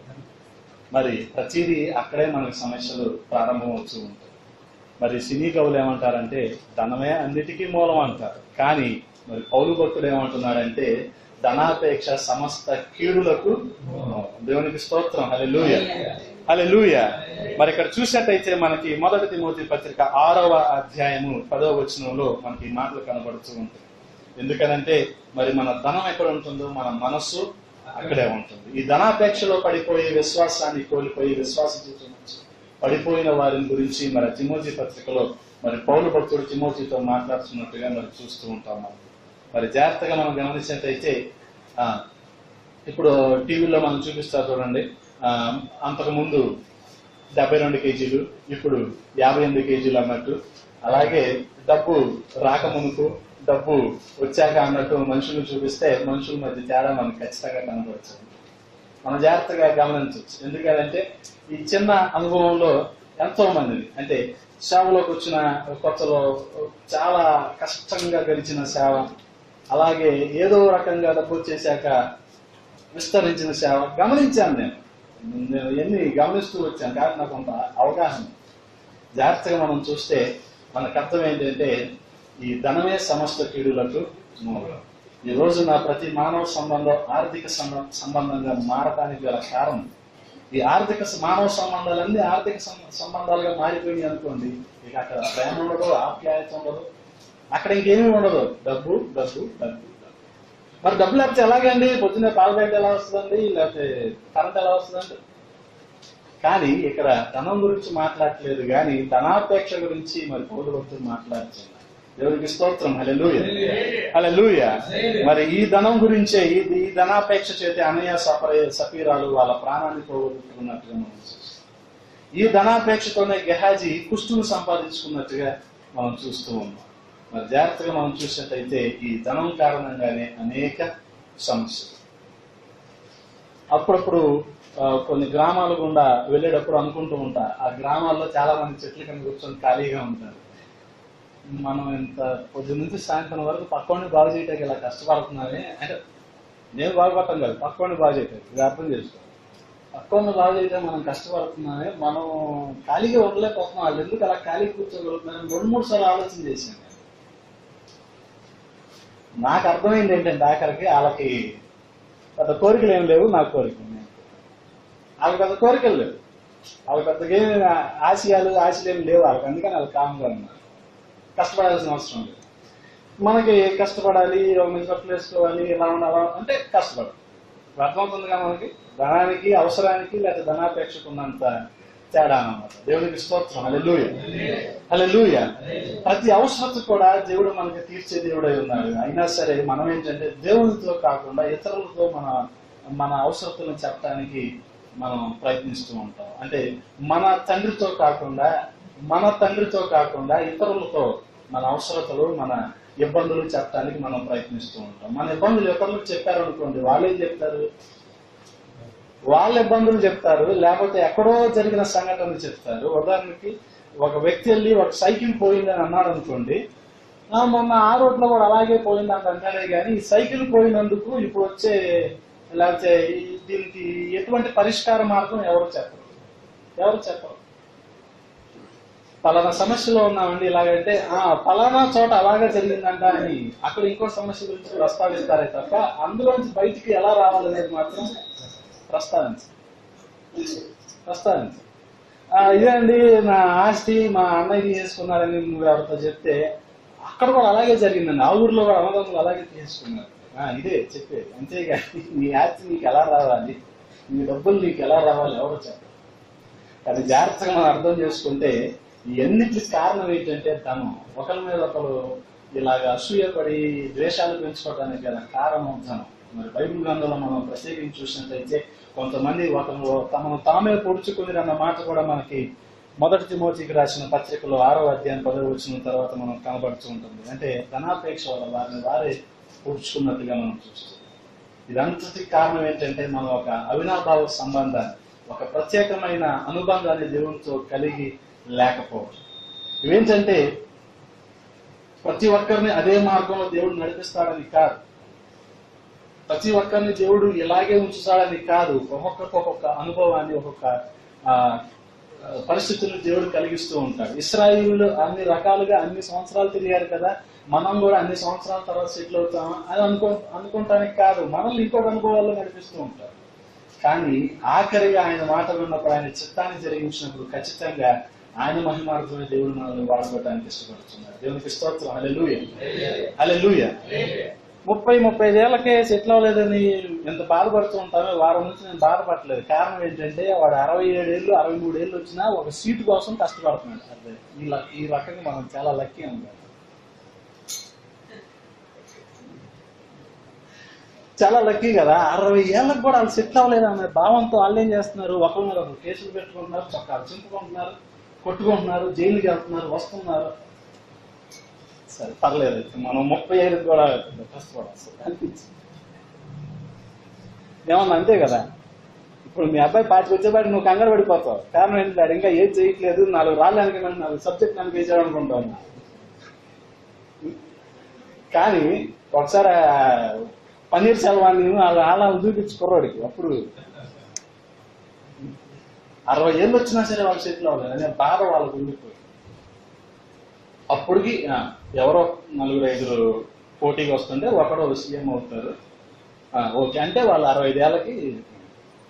కాబట్టి మనం దీని గురించి పెద్దగా ఆలోచించాల్సిన అవసరం. దేవునికి స్తోత్రం. హల్లెలూయా, హల్లెలూయా. కారణం ఏంటంటే మనం దేవునితో ఒక అనుబంధాన్ని కలిగి లేకపోవచ్చు. ఉదాహరణకి నా పెళ్లి ప్రస్తావన వచ్చినప్పుడు మా ఇంట్లో కాకుండా ఎవరో ఒక దైవజనుడికి నా ప్రపోజల్ చెప్పా, నా ఐడియాలజీ చెప్పా. ఆయన అయ్యగారికి చెప్పాడు. అయ్యగారికి ఎంత ఖాళీ ఉండాలి, ఇది నాకు కాకుండా వాళ్ళు ఎవరికో చెప్తారని. అలాగే మన బాధలు మన తండ్రితో కాకుండా మన పక్కన వాళ్ళు చెప్తే దేవుడికి కూడా, ఎందుకంటే ఆయన రోషం కలిగింది, ఆయన పౌరుషం కలిగింది, ఆయనకి ఎంత కావాలండి. ఈ రోజున మనం జీవితంలో ఆశీర్వాదాలు ఆలస్యం అవటానికి ఆగిపోతే నేను చెప్పట్లా, ఆలస్యం అవటానికి గల కారణం మన బాధలు మన తండ్రితో మనం చెప్పుకోలేకపోవచ్చు, మన విషయాలు మన తండ్రితో మనం పంచుకోలేకపోతున్నాం, పక్కన వాళ్ళతో చెప్పుకుంటాం. ఈ రకంగా ఉంది. ఇదే విషయాన్ని మనం జాగ్రత్తగా అర్థం చేసుకుంటే, చిన్నపిల్లలు నాకు ఐస్ క్రీమ్ కావాలన్నారు. వాళ్ళ తల్లిదండ్రులు వాడికి జలుబు ఉండొచ్చు లేదా జలుబు చేసిన ఉద్దేశంతో కొనేవాడు. కానీ పక్కన కొంతమంది ఉత్సాహవంతులు శంకర్ నారాయణ నా హెలికాప్టర్ తీసుకెళ్ళు అన్నట్టు వీడికి వచ్చి ఒక ఐస్ క్రీమ్ కొనిస్తారన్నమాట. ఈ ఐస్ క్రీమ్ కొన్నంత వరకు బాగానే ఉంటది. వాడు ఐస్ క్రీమ్ కొన్నవాడు వాళ్ళ అమ్మ నాన్న చూపించుకుని తింటాడా? వాళ్ళ నాన్న దగ్గరికి వచ్చి వాళ్ళ నాన్నకి ఎంత బాధ కలుగుద్ది, ప్రెస్టేజ్ వస్తుంది. బాధ అంటే ప్రెస్టేజ్ వస్తుంది. అంటే నేను కొనలేదని వీడు ఎవరో వాళ్ళ దగ్గరికి వెళ్ళి పక్కన వాళ్ళ దగ్గరికి వెళ్ళి కొనిచ్చుకుంటాడా? అలాగే మన పరిచర్యలో మనం గనక మన అవసరతలు చేరకుండా మనం ఎవరో ఒకరి మీద ఆధారపడ్డాం అనుకోండి, దేవునికి కూడా అలాగే అనిపిస్తుంది. దేవునికి కూడా అలాగే అనిపిస్తుంది. మనం మన సంఘం మీద మనం ఆధారపడకుండా ఎక్కడో ఆధారపడ్డాం అనుకోండి, దేవునికి కూడా అలాగే అనిపిస్తుంది. దేవునికి స్తోత్రం. హల్లెలూయా, హల్లెలూయా. మీకు అర్థమవటం కోసం 2 విషయాలు చెప్పారు. ఎందుకంటే దేవుడితో ఒక అనుబంధాన్ని కలిగి ఉన్నప్పుడే మన అవసరతను తీర్చగలుగుతాం. మనం దేవుడి మీద ఆధారపడకుండా ఈ ధనం కోసం మనం అనేక ప్రయత్నాలు చేస్తూ ఉంటాం. ఉదాహరణకి పెద్దగా ఏమి రిసోర్సెస్, పెద్దగా ఏమి ఆర్థిక వనరులు ఉండవు నా దగ్గర, కానీ ఆ సమయానికి అలా వస్తూ ఉంటాయి. అంతే, అలా వస్తూ ఉంటాయి. ఇటీవల నాగార్జున యూనివర్సిటీలో ఒక పిహెచ్డి సీట్ వచ్చి చేరాలనుకుంటే ఒక ఫీజు కొంత అమౌంట్ ఉంది. నేను ఆ అమౌంట్ ని పోగు చేసుకోవడానికి ప్రయత్నిస్తున్నాను. మావిడ పంపిస్తుంది, అలా ప్రయత్నిస్తున్నాను, అన్ని జరుగుతున్నాయి. కావాల్సిన ఫీజు అమౌంట్ మాత్రం రెడీ అవ్వాల. వాళ్ళు జనవరి 4 నుంచి ఫిబ్రవరి 6 వరకు రేపు కడుగులే, ఇంకా అప్పుడే కాదులే అంటారు వాళ్ళు. ఇదేంటి, మనం అడగాలి కదా, రేపు కడతాను నేను. వాళ్ళు మనల్ని అడుగుతారు ఏంటి యూనివర్సిటీ వాళ్ళు అని నేను అనుకుంటున్నాను. కానీ తీరా అక్కడికి వెళ్ళాక ఏంటంటే, రీసెంట్ నెట్ క్వాలిఫై అయ్యాను కాబట్టి వాళ్ళు నెట్ క్వాలిఫై అయ్యారు కాబట్టి నువ్వు కట్టాల్సిన ఫీజులో ఒక 0 తీసేస్తున్నావు అన్నారు. ఇచ్చేవారు 0. కాబట్టి మీరు అర్థం చేసుకోవచ్చు, ఇప్పుడు ఒక 0 తీసేస్తున్నారు. కాబట్టి దేవుడు మన అవసరతలను ఆ రకంగా తీరుస్తున్నాడు. దేవునికి స్తోత్రం. హల్లెలూయా, హల్లెలూయా. కట్టవలసిన పెద్ద అమౌంట్ కాకుండా ఒక 0 తీసేస్తే తెలుసు ఎంత తేడా వస్తుంది. ఇవి కూడా ఎప్పుడో ఇవ్వాల్సిన ఒక వ్యక్తి ఆ ముందు రాత్రి ఫోన్ చేసేస్తే ఆ డబ్బులు తీసేస్తే తెల్లారి యూనివర్సిటీలో. ఈ రకంగా ప్రతి అవసరం దేవుడు తీరుస్తూ ఉంటాడు. కానీ ఏంటంటే మనం వీళ్ళకి చాలా ఈ తర్జన పడిపోవటానికి, ఈ కంగారు పడిపోవటానికి గొప్ప ఉదాహరణ ఎవరంటే ఇశ్రాయేలీయులు, వారి అరణ్య. దేవునికి స్తోత్రం. హల్లెలూయా, హల్లెలూయా. మరి జాగ్రత్తగా మనం అర్థం చేసుకున్నట్టయితే, మరి ఇశ్రాయేలీయుల్ని, యోధా వారిని, అలాగే యెరూషలేము వారిని చెదరగొట్టిన మొదటి కొమ్ము ఏంటంటే ధనం, డబ్బు. అంటే స్తుతి లేకుండా, ప్రార్థన లేకుండా, పాప క్షమాపణ లేకుండా చేసిన మొదటి కొమ్ము ధనం. రెండవ కొమ్మును చూద్దాం. మొదటి కొమ్ము ధనం, అలాగే రెండవ కొమ్మును చూసినట్టయితే రెండవ కొమ్ము స్త్రీ. మరి సామెతల గ్రంథము 7వ అధ్యాయం, సామెతల గ్రంథము 7వ అధ్యాయం 25వ వచనంలో చూసినట్టయితే అక్కడ జార స్త్రీ, అదేవిధంగా జార స్త్రీ మార్గాలు మనకి కనబడుతూ ఉంటాయి. మరి ఇక్కడ చూసినట్టయితే దేవుడు చెప్తున్న మాట ఏంటంటే, నేనే మార్గమును, నేనే సత్యము, నేనే జీవము అంటుంటే, దేవుని మార్గము కాకుండా మరి జార స్త్రీ మార్గంలో వెళ్ళిన ఒక వ్యక్తి గురించి అక్కడ సొలొమోను భక్తుడు మరి ప్రస్తావించినట్టుగా మనం చూస్తూ ఉన్నాం. మరి జాగ్రత్తగా చూస్తే ఖచ్చితంగా అటువంటి సంబంధాలు, అటువంటి సాంగిత్యాలు అనేవి ఖచ్చితంగా దేవుని మార్గం నుంచి మనల్ని వేరుపరిచేయిగా ఉంటాయి. అదేవిధంగా చూసినట్టయితే ప్రసంగి గ్రంథము 7వ అధ్యాయం 26వ వచనంలో కూడా ఆ ఊరులు ఒడ్డిన బంధకాలతో కూడిన ఒక స్త్రీ గురించి మరి అదే సొలొమోను భక్తులు చెప్తూ ఉంటారు. అదేంటంటే మరి దీనికి గొప్ప ఉదాహరణగా బైబిల్ గ్రంథంలో మనకి సంసోను, న్యాయాధిపతి అయిన సంసోను కనబడుతూ ఉంటారు. 13వ న్యాయాధిపతిగా, ఇశ్రాయేలీయులకి 13వ న్యాయాధిపతిగా ఉండాల్సిన సంసోను, మరి సంసోను జీవితాన్ని ఒక ఆంగ్ల కవి నిర్వచిస్తూ ఏమన్నాడంటే, the binding, blinding and grinding experiences of Samson అన్నాడు. రామోజీ వింటున్నావా? ద బైండింగ్, చూస్తున్నావు నన్ను? అందరు చూడండి ఒకసారి. The binding, blinding and grinding experiences of Samson. Samson జీవితాన్ని చెప్పాలంటే ఈ మూడే. ఒకటి బైండింగ్, అంటు కట్టబట్టం. ఎవరితో? డెలీలాతో, దేవునితో కాదు, డెలీలాతో. రెండవది బ్లైండింగ్, గుడ్లు లాగేశారు. మూడవది గ్రైండింగ్, గాజాలో గాను తిప్పుతూ ఉన్నాడు. ఈ మూడే. కారణం స్త్రీ, కారణం స్త్రీ. రెండవ కొమ్ము ఈ స్తుతించే వారిని, ప్రార్థించే వారిని, అలాగే మరి విశ్రాంతిగా అంటే పాప క్షమాపణ పొంది విశ్రాంతి తీసుకుంటున్న వారిని చెదరగొట్టే రెండవ కొమ్ము స్త్రీ. అదేవిధంగా మూడవ కొమ్మును చూద్దాం. జాగ్రత్తగా పరిశీలన చేసినట్టయితే మూడవ కొమ్ము గర్వం. దీన్నే మనం బైబిల్ పరిభాషలో చెప్పుకోవాలంటే జీవపు డంబం అంటాం. గర్వం. మూడవ కొమ్ము గర్వం. ఈ యోధా వారిని అలాగే ఇశ్రాయేలు వారిని మరి యెరూషలేము వారిని చెదరగొట్టిన మూడవ కొమ్ము గర్వం. మరి గర్వం అనేది ఇది కేజీ గర్వం డిమార్ట్ లో దొరుకుతుంది, 2 కేజీల గర్వం బాలాజీ కాదు. గర్వం అనేది క్రియల ద్వారా తెలుస్తూ ఉంటుంది. గర్వం అనేది మూర్త భావాలకు సంబంధించింది కాబట్టి గర్వం అనేది క్రియల్లో తెలుస్తూ ఉంటుంది. నేను కాబట్టి ఇలా చేయగలిగాను, నేను కాబట్టి ఇలాగా ఉండగలిగాననే ఒక రకమైన గర్వం. ఈ గర్వాన్ని గురించి మనం జాగ్రత్తగా చూసినట్టయితే మరి అలా గర్వించిన కెరూబే కింద పడిపోయాడు. అతనే లూసిఫర్. కారణం ఏంటంటే దేవుని కంటే ఎక్కువగా, దేవుని కంటే అధికంగా స్తుతించబడాలనుకున్నాడు. ఆ కెరూబే పడిపోయాడు. అతనే లూసిఫర్.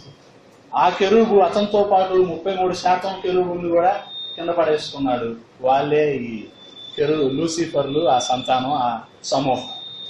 అదేవిధంగా మనం చూసినట్టయితే సామెతల గ్రంథం 16వ అధ్యాయం 18వ వచనంలో మనం చూస్తే నాశనమునకు ముందు గర్వము నడుచును, పడిపోవుటకు ముందు అహంకారము.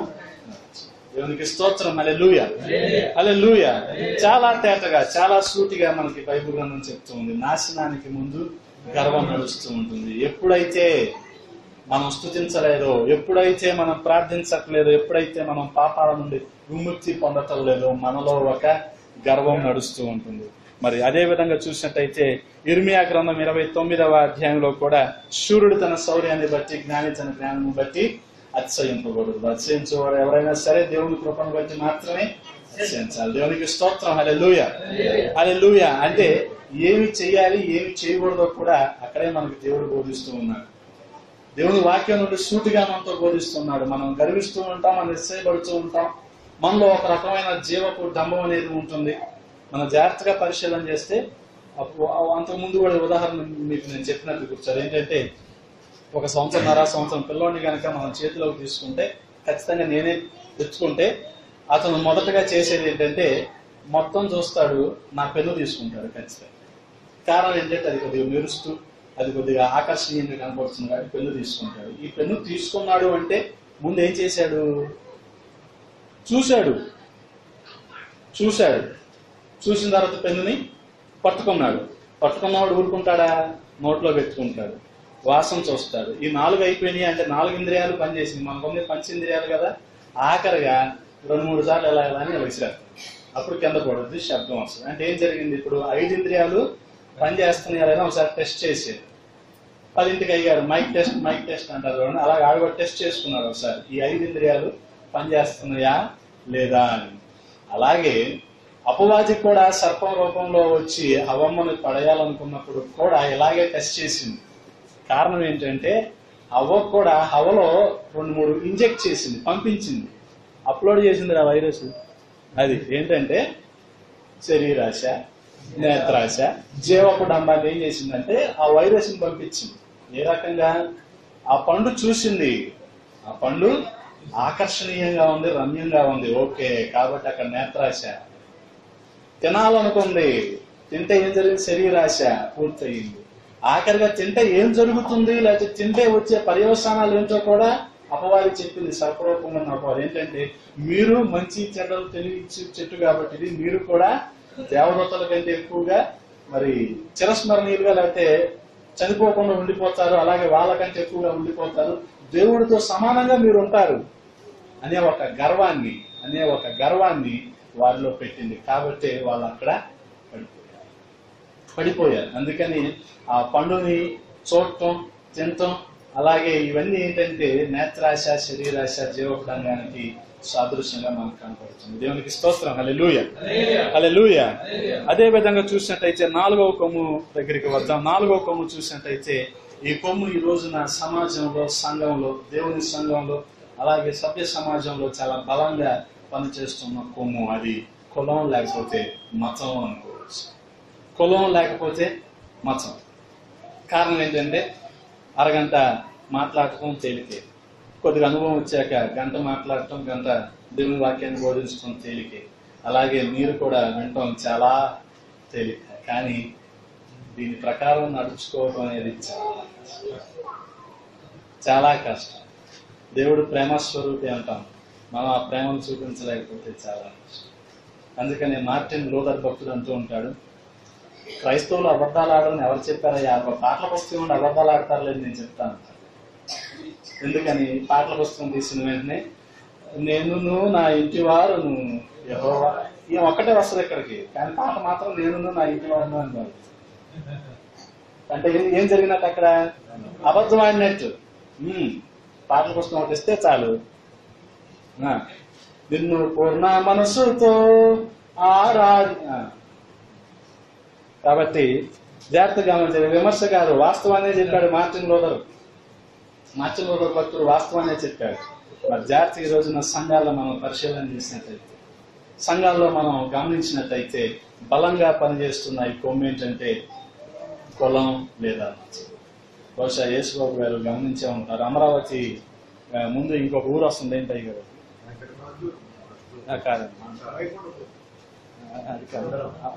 ఆ కొండ రాయపూడి దాటాక తుళ్ళూరు యువతల కుడి చేతి వైపు వేసన్న గారి చర్చ్ వెళ్తుంటారు. రాయపూడి ఆ యేసన్న గారి ఆ చర్చి అనే కాదు, ఏ చర్చిలో మీరు చూసినా సరే బయట క్రైస్తవ్యం మతం కాదు, క్రైస్తవ్యంలో కులం లేదు అని ప్రతి రాయపూడేనండి, ప్రతి చర్చి బయట హోసన్న మందిర్ ప్రతి చర్చి బయట రాయటానికి గల కారణం ఏంటంటే ఈ రోజున సంఘంలో పనిచేస్తున్న 4వ బలమైన కొమ్ము సంఘాన్ని చెదరగొడుతు స్తుతించే వారిని, ప్రార్థించే వారిని, పాప క్షమాపణ పొందిన వారిని చెదరగొట్టే 4వ కొమ్ము ఏంటంటే కులం. కానీ దేవుడు తాను ఏమై ఉన్నాడో మనకి యోహాను సువార్త 1వ అధ్యాయం 1వ వచనంలోనే చెప్పాడు, ఆది యందు వాక్యం ఉందని. కాబట్టి దేవుడు వాక్యమై ఉన్నాడన్న సంగతి మనకు తెలుసు, కానీ ఆ వాక్యంలో కులం లేదు, ఆ వాక్యంలో మతం. కానీ ఈ రోజున కొన్ని మందిరాలు కొంతమందికి అన్నట్టుగా జరుగుతూ ఉన్నాయి. అందుకని ఆ మందిరం దగ్గర ఉంది కదా అని చెప్పేసి ఆ మందిరానికి వెళ్తున్నారు చాలా మంది. వీళ్ళ ఆచార వ్యవహారాలను బట్టి, వీళ్ళ మాట తీరును బట్టి వాళ్ళు పట్టించుకోవట్ల. కారణం ఏంటంటే వాళ్ళ మాట తీరు వేరుగా ఉంటుంది, వాళ్ళ ఆహార్యం కూడా వేరుగా ఉంటుంది. కాబట్టి వీళ్ళు ఏమంటారు, 2-3 రోజులు లేదా 2-3 ఆదివారాలు వీళ్ళతో పట్టించుకోరు, వచ్చినా సరే మందిరానికి వచ్చినా సరే. కాబట్టి వీళ్ళు కూడా వాళ్ళు మనల్ని పట్టించుకోవట్లేదుగా, వాళ్ళు ఎవరు మనలో ఉన్నారు, వీళ్ళు కూడా క్రమంగా మానేస్తూ ఉంటారు. కారణం ఏంటంటే అలాగే మనకి 100 అడుగుల రోడ్లో చర్చి ఉంది, అది కేవలం ఒకరికి మాత్రమే, అందరికీ కాదు. కానీ అది మాత్రం బయట బోర్డు పెడతారు, యేసుక్రీస్తు అందరికీ, కానీ అది ఒకరికి మాత్రమే. కొద్ది అనుభవం నేను గమనించాను. అది ఆ ఏరియాలో ఉంటున్న ఒక వ్యక్తి, నా క్లాస్మేట్ వెళ్ళాడు, 2-3 వారాలు ఎవరు పట్టించుకోవట్లేదు. కారణం ఏంటంటే మనిషి వేరుగా ఉంటాడు కాబట్టి ఎవరు పట్టించుకోవట్లేదు.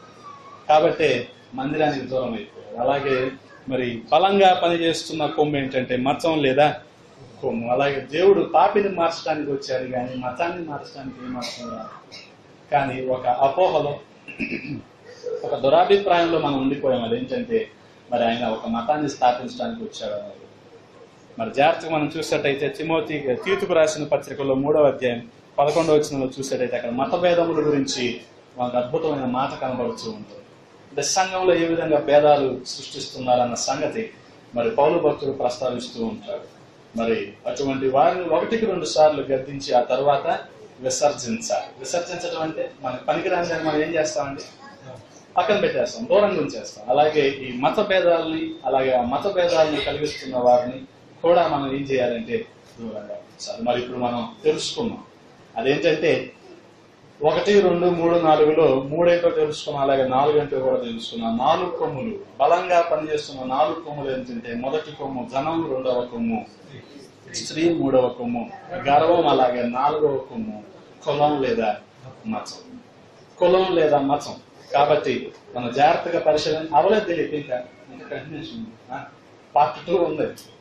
ఇంకా నేను 19వ వచ్చిన వరకే ఉన్నా, అందుకని మొదట్లో అని చెప్పావు 1/2 గంట ఎక్కువ వద్దాను, 1/2 గంట కదా ఇంకా మరి జాగ్రత్తగా మనం చూసినట్టయితే 18వ వచనంలో అద్భుతమైన మాటను మనం చదువుకున్నది ఏంటంటే తేరి చూడటం.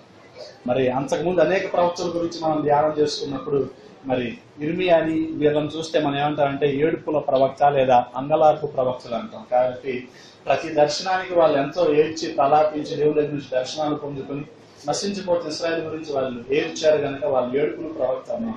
కానీ జకర్యా గురించి మనం కనుక ప్రస్తావించాల్సి వస్తే ఏమంటామంటే తేరి చూచే ప్రవక్త.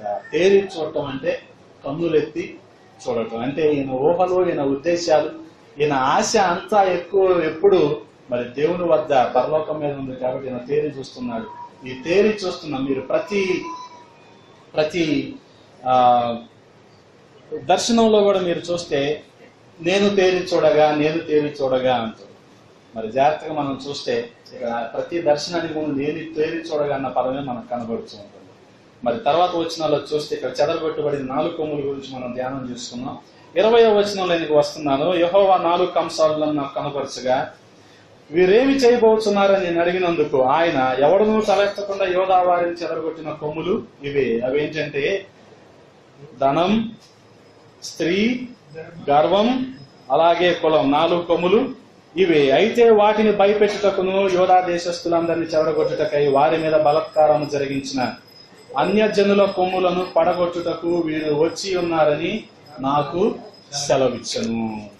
ఇప్పుడు మొదటిగా 4 కొమ్ముల గురించి చూసాం. మరి ఇక్కడ చూసేటైతే 4 కొమ్ముల్ని మరి పడగొట్టడానికి ఆఖరి వచనంలో మనం చూస్తే మరి ఆ కొమ్ములను, అన్యజనుల కొమ్ములను పడగొట్టుటకు వీరు వచ్చి ఉన్నారని నాకు సెలవిచ్చను. అంటే ఆ 4 కొమ్ములను పడగొట్టడానికి వచ్చిన వారే ఈ కంసాలి వారు. కొన్ని తర్జుమాల్లో మనం చూసినట్టయితే మరి అనేక రకాలుగా ఈ మాట మనకు కనబడుతూ ఉంటుంది. అంటే ఇంగ్లీష్ ట్రాన్స్లేషన్స్ లోనే కొన్ని ట్రాన్స్లేషన్స్ లో మనకి స్మిత్స్ అని కనబడుతూ ఉంటుంది. స్మిత్ అంటే అది బ్లాక్ స్మిత్ అవ్వచ్చు, లేకపోతే గోల్డ్ స్మిత్ అవ్వచ్చు. బ్లాక్ స్మిత్ అవ్వచ్చు, గోల్డ్ స్మిత్ అవ్వచ్చు. కానీ బ్లాక్ స్మిత్, గోల్డ్ స్మిత్ ఇద్దరి దగ్గర ఉండే పనిముట్లు ఒకటే, ఇద్దరి దగ్గర ఉండే పరికరాలు ఒకటే, ఇద్దరి పనితనం ఒకటే. కానీ ఒకటి ఇనుముతో పని చేస్తాడు, ఇంకోటి బంగారంతో పని చేస్తాడు, అంతే.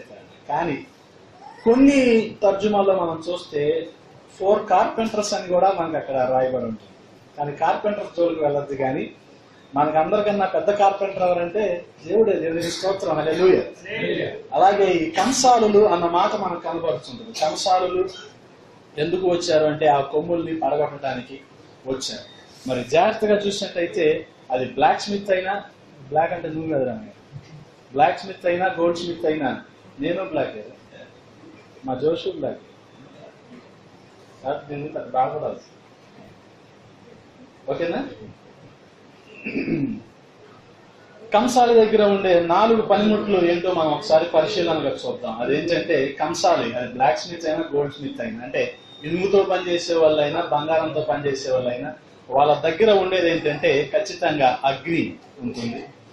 వాళ్ళ దగ్గర ఉండేది సుత్తె ఉంటుంది, అలాగే సబ్బు ఉంటుంది, అలాగే వాళ్ళ దగ్గర నీళ్లు కూడా ఉంటాయి. దేవునికి స్తోత్రం, హల్లెలూయా, హల్లెలూయా. తర్వాత ఎప్పుడైనా అవకాశం వచ్చినప్పుడు మీరు గమనించండి, ఈ 4 పనిముట్లు వాళ్ళ దగ్గర ఉన్నాయా లేదా? అగ్ని, సుత్తె, సబ్బు, అలాగే నీరు. మరి జాగ్రత్తగా చూసేటైతే ఈ 4 పనిముట్లు మరి దేవుని వాక్యానికి సాదృశ్యంగా కనబడుతుంది, దేవుని వాక్యానికి సూచనగా కనబడుతుంది. ఇక్కడ ఏం రాయబడి ఉందండి? దేవునికి స్తోత్రం, హల్లెలూయా, హల్లెలూయా. కాబట్టి కంసాలి ఏం చేస్తాడంటే ఖచ్చితంగా వీటన్నిటినీ సరి చేస్తూ ఉంటాడు. శుద్ధితో సరి చేస్తూ ఉంటాడు, అగ్నితో వాటికి మెరుగు పెడుతూ ఉంటాడు, సబ్బుతో వాటిని శుద్ధి చేస్తూ ఉంటాడు, అలాగే ఆఖరిగా నీటితో వాటిని కడుగుతూ ఉంటాడు. అప్పుడే అవి సువర్ణం, శుద్ధ సువర్ణం అవుతుంది. దేవునికి స్తోత్రం, హల్లెలూయా, హల్లెలూయా. మరి జాగ్రత్తగా చూసేటైతే మొదటి పనిముట్టు అగ్ని. మరి ఇర్మియా గ్రంథం 23వ అధ్యాయము 29వ వచనంలో మీరు చూసినట్టయితే నా మాట అగ్ని వంటిది కాదా అని ఉంటుంది. అగ్ని వంటిది కాదా అని ఉంటుంది. తర్వాత ఇంకొక మాట కూడా ఉంటుంది, నా మాట బండలను పగలగొట్టు శుద్ధ వంటిది కాదా. దేవునికి స్తోత్రం, హల్లెలూయా, హల్లెలూయా. మరి జాగ్రత్తగా చూసినట్టయితే ఆయన మాటలో అంత శక్తి ఉందా అంటే ఉందనే చెప్పాలి.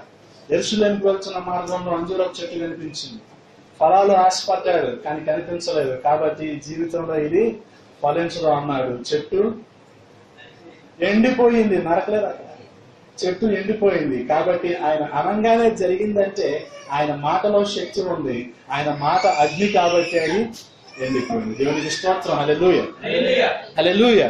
మరి రెండవది చూసినట్టయితే మరి అదే విషయం మరి మలాకీ గ్రంథం, అగ్నికి సంబంధించిన విషయం. మలాకీ గ్రంథం 3వ అధ్యాయం 2వ వచనంలో కూడా మరి కంసాలి అగ్ని వంటి వాడు అన్న మాట కూడా మనకి కనబడుతుంటుంది.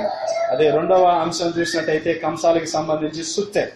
ఇర్మియా గ్రంథం 23వ అధ్యాయము 29వ వచనంలో కూడా మనకి ఇది కనిపిస్తూ ఉంటుంది. అదేంటంటే సుత్తె, బండలను పగలగొట్టు సుత్తె, బండ లాంటి హృదయాన్ని పగలగొట్టే సుత్తె, మాంసపు హృదయంగా మార్చే సుత్తె, అదే దేవుని వాక్యము. దేవునికి స్తోత్రం. హల్లెలూయా, హల్లెలూయా. మూడవదిగా చూసినట్టయితే సబ్బు. సబ్బు సబ్బు ఎందుకండి? శుభ్రం చేయటానికి. సబ్బు శుభ్రం చేయటానికి. అలాగే ఇక్కడ మనం చూసినట్టయితే మరి మనల్ని మనం శుద్ధి చేసుకోవటానికి, మనల్ని మనం సరి చేసుకోవటానికి మరి మలాకీ గ్రంథం 3వ అధ్యాయం 2వ వచనంలో చూసినట్టయితే చాకలివాని సబ్బు అన్న ప్రస్తావన కూడా మనకు కనబడుతుంది. చాకలివాని సబ్బు ఎందుకనంటే చాకలి ఏం చేస్తాడండి? వాటన్నిటిని శుద్ధి చేస్తాడు, అవన్నీ శుభ్రంగా ఉండేలాగా చూస్తాడు. అలాగే దేవుని వాక్యం కూడా మనల్ని శుద్ధి చేస్తుంది. మొదటగా మనల్ని సరి చేస్తుంది, రెండవదిగా మనల్ని క్రమపరుస్తుంది, మూడవదిగా శుద్ధి చేస్తుంది. మరి ఆఖరిగా అతి ప్రాముఖ్యమైనది మనం చూసినట్టయితే మరి కంసాల దగ్గర ఉండేది నీరు. నీరు ఖచ్చితంగా లాస్ట్ లో నీళ్ళలో ఒకసారి కడిగినాక మనకిస్తారు. అలాగే మరి చూసినట్టయితే యోహాను రాసిన సువార్త 7వ అధ్యాయం 37వ వచనంలో మరి చూసినట్టయితే అక్కడ మరి శిష్యులకు మరి యేసు ప్రభు పాదాలు కడిగినట్టుగా మనం చూస్తూ ఉన్నాం. అదేంటి ప్రభు, మీరు నా పాదాలు కడగటం ఏంటి అని పేతురు అడిగితే ఇప్పటికి ఇలాగే కానివన్నాడు. అయితే ఖచ్చితంగా ఈ రకంగా మరి ఇది పరిశుద్ధాత్మ అన్న సూచన ఆయన కనపడిందేమో, కాబట్టి నన్ను తల నుండి అరికాల వరకు కడగచ్చు కదా అని కూడా పేతురు మాట్లాడాడు. దేవునికి స్తోత్రం. హల్లెలూయా, హల్లెలూయా. మరి సుత్తె, అగ్ని, సబ్బు దేవుడు వాక్యానికి సాదృశ్యంగా ఉంటే ఆఖరిగా కనిపిస్తున్న ఈ నీళ్లు పరిశుద్ధాత్మకు సాదృశ్యంగా ఉన్నాయి. మరి చెదరగొట్టబడిన ఆ 4 కొమ్ముల్ని కడగొట్టాలి అంటే చెదరగొట్టబడిన ఈ యోధా వారిని, ఇశ్రాయేలు వారిని, యెరూషలేము వారిని, స్తుతించే వారిని, ప్రార్థించే వారిని, పాప క్షమాపణ పొందిన వారిని మరి చెదరగొట్టిన ఆ కొమ్ములైన ధనం, స్త్రీ, గర్వం, అలాగే కులాన్ని పడగొట్టాలంటే ఖచ్చితంగా దేవుని వాక్యం మనలో ఉండాలి, దేవుని ఆత్మ మనలో ఉండాలి. దేవునికి స్తోత్రం. హల్లెలూయా, హల్లెలూయా. కాబట్టి ఇళ్లకు వెళ్ళా ఖచ్చితంగా ధ్యానం చేయండి. 4 వచనాలు, 4 అంశాలు. 4 కొమ్ములు, 4 కంసాలు. 4 కొమ్ములు చెదరగొట్టిన మరి ధనానికి, స్త్రీకి, గర్వానికి, అలాగే కులానికి సాదృశ్యంగా ఉందంటే, అలాగే వీటిని పడగొట్టిన కంసాలి వారు ఎవరంటే దేవుని వాక్యం, శుద్ధి అయిన దేవుని వాక్యం, అగ్ని అయిన దేవుని వాక్యం, అలాగే సబ్బు అయిన దేవుని వాక్యం, ఆఖరిగా మరి నీళ్ళు అయిన ఆయన పరిశుద్ధ. దేవునికి స్తోత్రం. హల్లెలూయా, హల్లెలూయా. కాబట్టి అడిగితే ఒక మాటలో చెప్పాలంటే 1, 2, 3, 4 ఇదే మంత్రం. ఇదే మన ప్రసంగం బాగా గుర్తుపెట్టుకోవటానికి, చాలా సులువుగా అర్థం చేసుకోవడానికి. ఎందుకంటే 2-3 వారాల క్రితం ఏం చెప్పారో ఒకసారి మనం గుర్తుండకపోవచ్చు. నాకు కూడా కొన్నిసార్లు గుర్తుండకపోతే మాట్లాడుతా, ఆ రోజు రాసుకున్నావుగా అదేంటి, అదే పాయింట్ ఏంటని అడుగుతా. కారణం ఏంటంటే గుర్తుండదు ఒక్కోసారి, కానీ గుర్తుండడానికి ఇలా గుర్తుపెట్టుకుంటే ఖచ్చితంగా గుర్తుంది. దేవునికి స్తోత్రం. హల్లెలూయా, హల్లెలూయా. కాబట్టి విన్న వాక్యాన్ని బట్టి చిన్న ప్రార్థన చేసుకుందాం. ప్రభు సహాయం చేసిన కొలది మరి 4 కొమ్ముల గురించి ధ్యానం చేసుకోవటానికి దేవుడు కృపను అనుగ్రహించారు. కాబట్టి చిన్న ప్రార్థన చేసుకుందాం. మరి ఏ రకంగా అయితే స్తుతి అనేది మన జీవితంలో లేకపోవటం వలన, ప్రార్థన అనేది మన జీవితంలో లేకపోవటం వలన, పాప క్షమాపణ అనేది మన జీవితంలో లేకపోవటం వలన, అంటే ఇతరులకు క్షమించటం అనేది మన జీవితంలో లేకపోవటం వలన మనం ఏ రకంగా అయితే చెదరగొట్టబడుతూ ఉన్నామో, శాపాన్ని, దరిద్రాన్ని అనుభవించబడుతూ ఉన్నామో, ఏ రకంగా అయితే దేవుని దీవెనను పొందకుండా దూరంగా ఉంటూ ఉన్నామో, మరి వీటన్నిటిని పడగొట్టడానికి, ఆయనలో ఐక్యం చేయటానికి మనకున్నదే మరి గొప్ప సాధన ఆయన వాక్యం, ఆయన పరిశుద్ధాత్మ. కాబట్టి అటువంటి వాక్యాన్ని మనం నిరంతరం ధ్యానించి ఆ వాక్యానుసారమైన జీవితాన్ని మనం కలిగి ఉండి ఆయన పరిశుద్ధాత్మను పొందుకొని మన జీవితాన్ని కట్టుకునేలాగిన విన్న వాక్యాన్ని బట్టి చిన్న ప్రార్థన చేసుకుందాం. మహాగణుడ, మహోన్నతుడ, సరస్వతి కలిగిన ప్రభువా, ఈ కొద్ది మాటలు ధ్యానం చేయడానికి ప్రభావ నన్ను నిలవబెట్టుకుని ఎంతసేపు ప్రభా నీ సహాయం చేత నన్ను వాడుకున్నందుకు మీకు స్తోత్రాలయ్యా. ఈ వాక్యాల ప్రభావం మా హృదయం మీద మేము భద్రపరుచుకొని వాటి అనునిత్యం మేము ధ్యానించుకొని ఆ కొమ్ముల్ని మాలో నుంచి తీసివేసుకుంటాం. స్తుతి, ప్రార్థన, పాప క్షమాపణలతో మమ్మల్ని మీరు నింపుకొని, నీ వాక్యం పరిశుద్ధాత్మతో మమ్మల్ని మీరు నింపుకొని మమ్మల్ని సరిచేసుకొని మా ఆత్మీయ జీవితాన్ని ఎదగటానికి, మరి ముఖ్యంగా నీకు సమీపంగా నీతో అనుబంధంగా జీవించడానికి కృపను చూపించమని సమస్త ఘనత మహిమ మీకే అర్పిస్తూ యేసు అతి పరిశుద్ధ నామములో అడిగి వేడుకుంటున్నాను తండ్రి. ఆమేన్. మీ అందరికీ నా హృదయపూర్వకమైన వందనాలు.